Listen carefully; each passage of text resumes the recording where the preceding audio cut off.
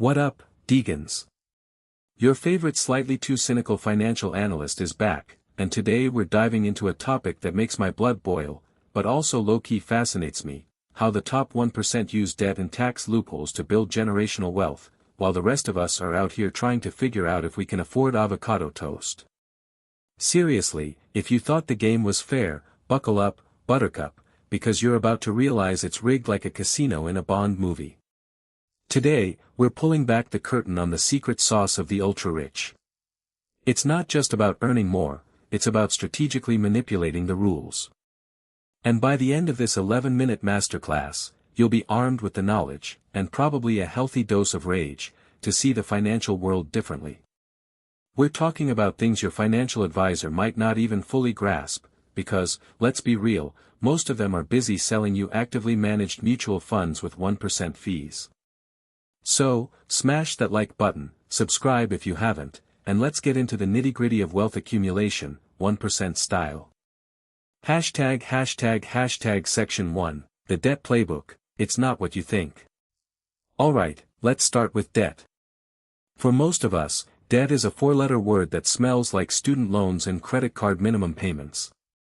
But for the ultra-rich, debt is like jet fuel for their wealth engine. They understand that there's good debt and bad debt. Bad debt is what you use to buy depreciating assets like a new car or, God forbid, a new pair of Jordans you can't really afford. Good debt, however, is leverage. Leverage, my friends, is the cornerstone. It's borrowing money to buy appreciating assets that generate income or grow in value faster than the interest you pay on the loan. Think real estate, businesses, private equity investments. While you're saving up to buy your first condo, a billionaire is taking out a massive loan against their existing assets, like a portfolio of commercial properties or a private jet. Yes, you can borrow against a private jet to acquire more assets. This frees up their cash, which, guess what, they can then invest elsewhere. It's like using a smaller key to open a much bigger door. And here's the kicker: for businesses and certain types of investments, the interest on that debt is often tax-deductible. While your credit card interest is just money down the drain, their interest payments reduce their taxable income. So, they're essentially getting the government to subsidize their growth. It's brilliant in its simplicity, yet so far removed from the average person's financial reality. They also use sophisticated instruments like non-recourse loans, which means if the asset they bought with the loan goes bust, the lender can only seize that specific asset, not their entire personal fortune. Imagine buying a house, and if it loses value, the bank can only take that house, not your other assets or your retirement fund. Mind-blowingly obvious, yet somehow genius for those who can access it. Hashtag section 2, Tax Code Hacking 101, Income versus Capital Gains. Now, let's talk taxes. The average Joe gets hit with ordinary income tax rates on their W-2 salary, often upwards of 25 to 35% or more, depending on your state. The rich? They play a different game entirely. Their goal is to minimize ordinary income and maximize capital gains. Why? Because long-term capital gains, profit from selling an asset you've held for over a year, are taxed at significantly lower rates.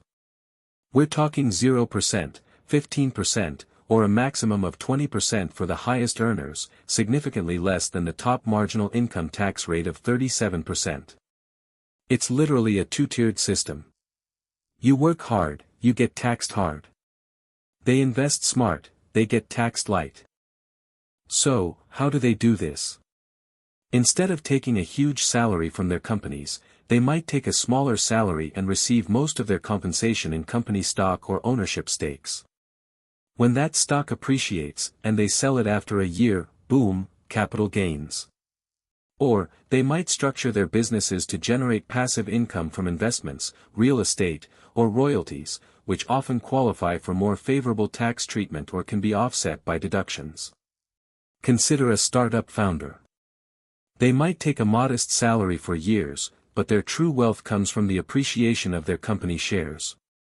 When the company goes public or gets acquired, they sell their shares, paying capital gains tax, not income tax on that massive payout.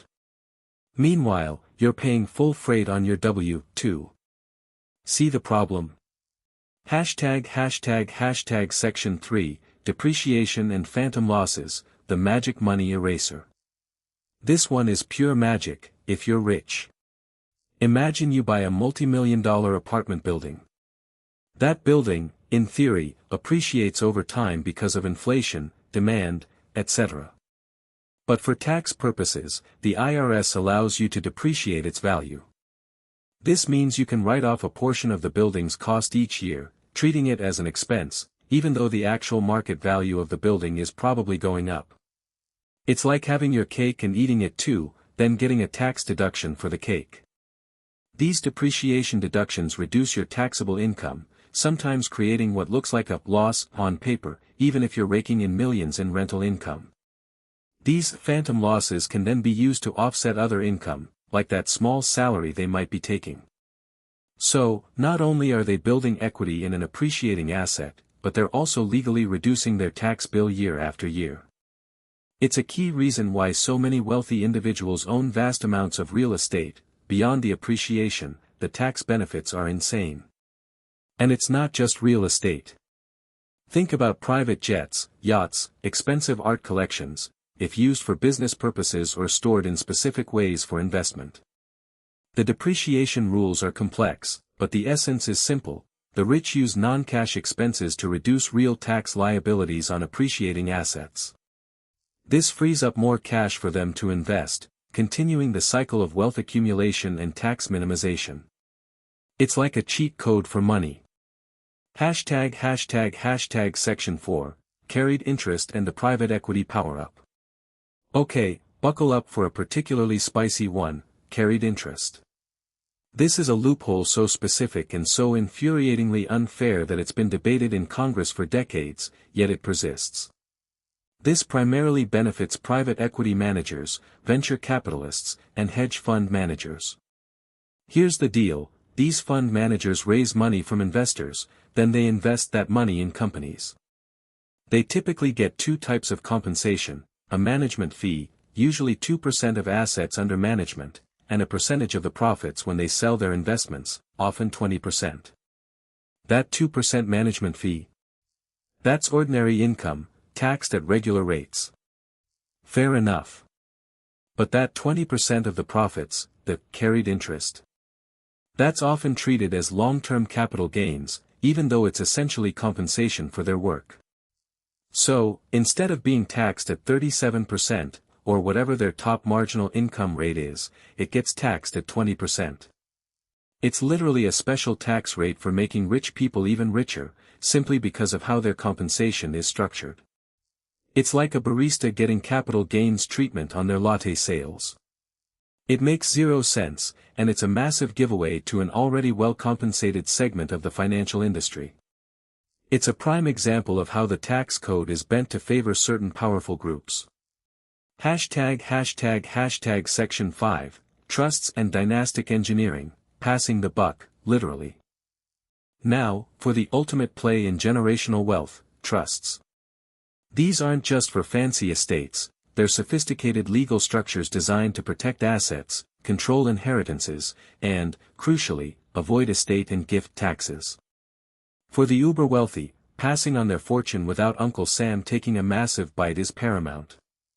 One popular strategy is a grantor-retained annuity trust, GRAT. A billionaire might put highly appreciating assets, like shares in their company, into a GRAT. They receive an annuity payment back from the trust for a set number of years. If the assets in the trust grow faster than the IRS's assumed rate of return, which they often do, especially with high-growth assets, the excess appreciation passes to their heirs completely tax-free. It's a fantastic way to remove future appreciation from your taxable estate. They get income, and their kids get a massive, tax-free windfall. It's basically gambling with the IRS, knowing the house rarely wins when you're a billionaire with good lawyers. Then there's the step-up in basis. This is a big one. When you inherit an asset, say, a stock portfolio or a piece of real estate, its cost basis, the original price it was bought for, is stepped up to its market value on the date of the original owner's death. This means if your grandma bought a stock for $10 that's worth $1,000 when she dies, you inherit it at a $1,000 basis. If you sell it the next day for $1,000, you pay zero capital gains tax. All that appreciation that occurred during her lifetime. Poof, gone, tax-free. This is an enormous mechanism for transferring wealth across generations without triggering capital gains taxes that would have been due had the original owner sold the assets during their lifetime. It's a massive incentive to hold on to appreciating assets until death. Other trusts like spousal lifetime access trusts, SLATs, allow one spouse to make a gift to an irrevocable trust for the benefit of the other spouse, effectively removing assets from their combined taxable estate while still allowing the family to access the funds. It's like moving money from your left pocket to your right, but legally convincing the government it's no longer your money for tax purposes. Section 6, Opportunity Zones and Charitable Shenanigans. Let's briefly touch on a couple more.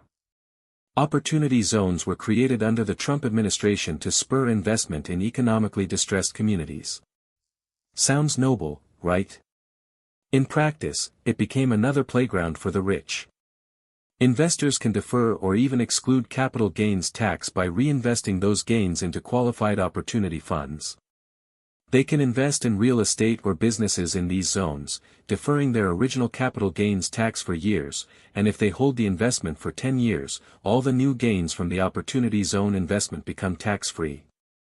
It's a clever way to recycle old gains and generate new, untaxed wealth, often leading to luxury developments in gentrifying areas, rather than truly benefiting the deeply distressed communities it was supposedly for.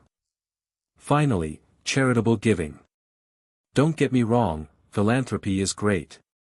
But for the ultra-rich, it's also a powerful tax strategy. Instead of just writing a check, they often donate highly appreciated stock or assets directly to their own private foundations or donor-advised funds, DAFs.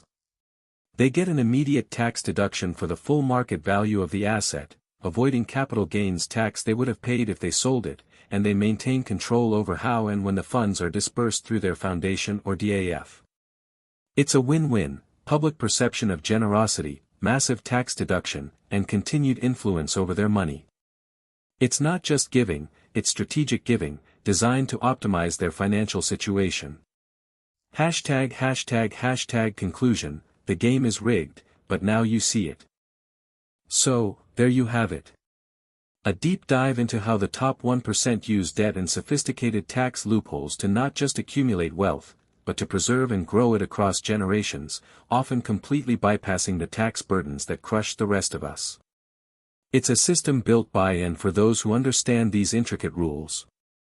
Does this make you angry? Good. It should.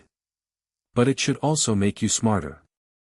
My goal isn't just to rant, it's to equip you with the knowledge to understand the system. You might not have access to these exact strategies, but understanding why they work can inform your own financial decisions.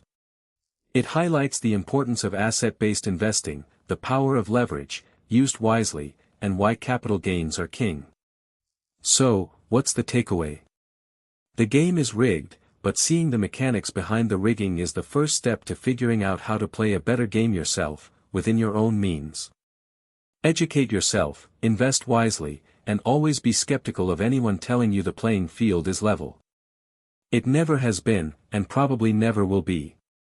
If you found this breakdown enlightening, infuriating, or both, make sure to hit that like button, subscribe for more cynical financial wisdom, and drop a comment below. What surprised you the most? Are you ready to demand some tax reform? Let me know.